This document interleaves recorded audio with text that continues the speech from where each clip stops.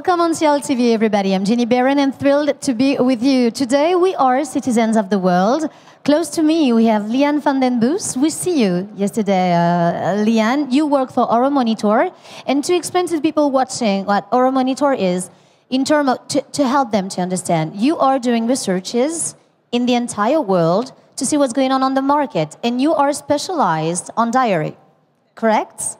And we have today, and thank you so much to be with us, Jim Liu from the SIAL China in Beijing. Welcome, Jim.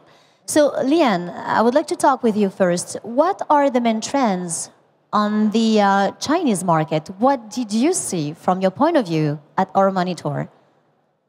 So China is a very important market for us. So China alone represents 10% of the global turnover we see in food. And it will contribute to a fifth of new growth that we'll see in the next 5 years.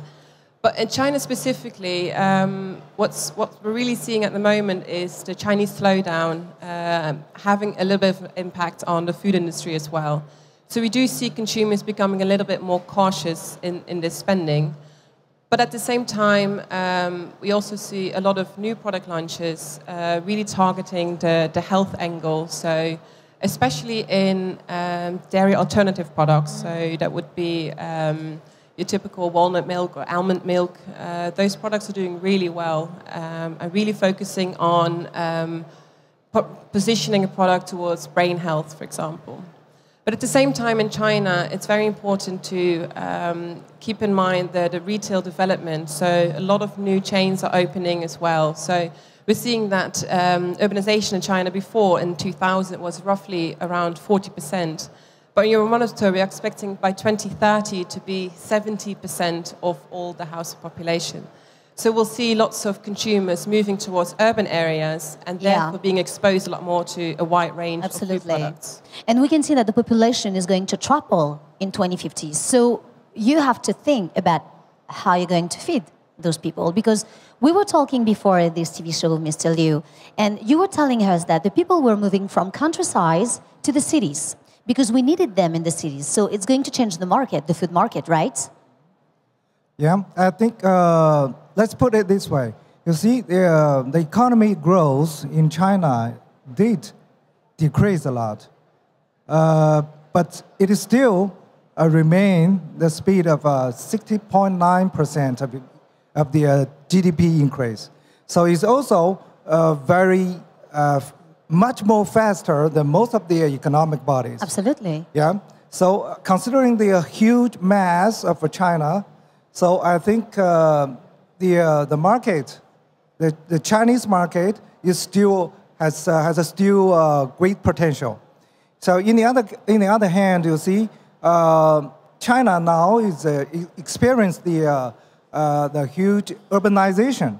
The urbanization means that the agriculture will also decrease to some extent, and that's leading to the results of most of the people will move from countryside to city, and it will cause the food supply. Because it means that when they move from the countryside, in the countryside, they can actually feed themselves. They can plant, they can total, they can have chicken, eggs, and all that plants. They can recult it. But if they move to the cities, then they have to buy from... they have to buy from the market, from the restaurant. Absolutely. Yeah. So it changes everything. Yeah, and also you see the countryside will lose a lot of power. Also, to grow those plants, to feed the chicken, the pigs, whatever they need for food normally. But when those kind of people, they move to the city, that will be a huge demand for the food supply. And this kind of a food supply will depend much more on the international suppliers. So in these couple of years, we do SIAL China help a lot of international suppliers to have a stable business in China. And Lianne, from your researches and analysis, did you see already the market changing that much in China? Did you see that change from 360 degrees? We have seen a number of launches, for example, more of the bakery chains opening up. So we're seeing a bit of the more Western cultures having an influence on what is available in China. So especially the larger cities, we're seeing bakeries open up. So there's somewhat a greater demand for cakes, for example. Yeah. We've seen especially cakes have grown rapidly in China. But also consumers being more and more exposed to, for example, cheese that you will find in Italian food chains. Also? So, for example, cheese is still something that's not particularly consumed in China, not as much. But the more and more consumers are exposed to it through restaurants, they might want to try that at home as well. So we do expect the cheese market, for example, to triple in China going forward. And simply because there's so many mouths to feed in China, that's a huge opportunity for international companies to come and export to China. That's a very interesting point of view. From your point of view, Mr. Liu, from the SIAL, what are the main trends right now that you saw at the SIAL China? Did you see the emergence of cheeses? Yeah, in these couple of years, you see the SIAL China brings a lot of meat product and the dairy product suppliers to Chinese market. And you see the sector of SIAL China in meat and the dairy products increased very fast these couple of years. So this is a good reflection on such trend. And also, Lianne, how do you see the Chinese future about dairy? Sorry? How do you see the future in China with all this dairy? I do think, especially the yogurt market, but also drinking milk products, really becoming becoming more important in talking about exports, like more exports. Yeah, for example, the Greek yogurts or Bulgarian yogurts, these are products that are doing quite well in China because they've got a good health angle. They carry high levels of protein, and health is really a big selling point in China. So I do expect more and more like portable yogurt pots, for example, being launched in China. Mainly, you've got a lot of drinking yogurt products as well, but maybe moving forward to see a bit more of the spoonable variants, making really a big impact. But also dairy alternatives doing quite well because a lot of Chinese consumers complain about digestive systems. So normal cow's milk might not necessarily do so well, but dairy alternatives we'll expect to still continue to grow. Talking about the frozen yogurts, it seems to be like a worldwide thing. Like everywhere in the world, people want frozen yogurts because it's good for your health, it's fast, it's easy. It seems to be like the trend of tomorrow, no? I think it's mainly dairy alternatives. So that would be your almond milk or like walnut milk that are doing really well. Should work okay for the country right now. If you want to invest, you can do like frozen yogurts. Might be a good idea. How about the SIAL future in China, Mr. Liu? You see, in 2016, let's look at what happened in 2016 first. You see, in 2015, we've got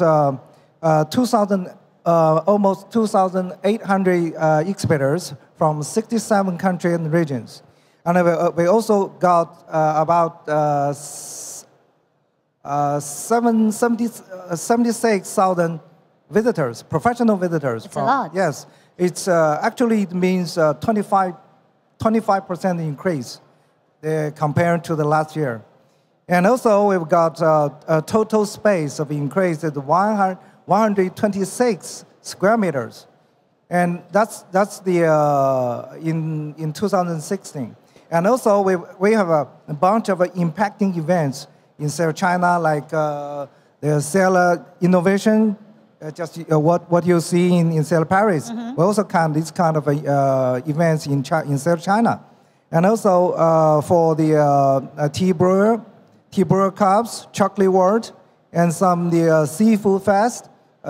This kind of events is very amazing in the SIAL China. But in 2017, of course, we can expect the most exhibitors and visitors to come to this show. And we wish you all that. We wish you to be like a very big event in China where we don't even doubt about it because the population is going to triple, and then you will need more supplies, you will need more food, and then you would need to show it to the people. So I think that the future is going to be very good for you. I wish you that.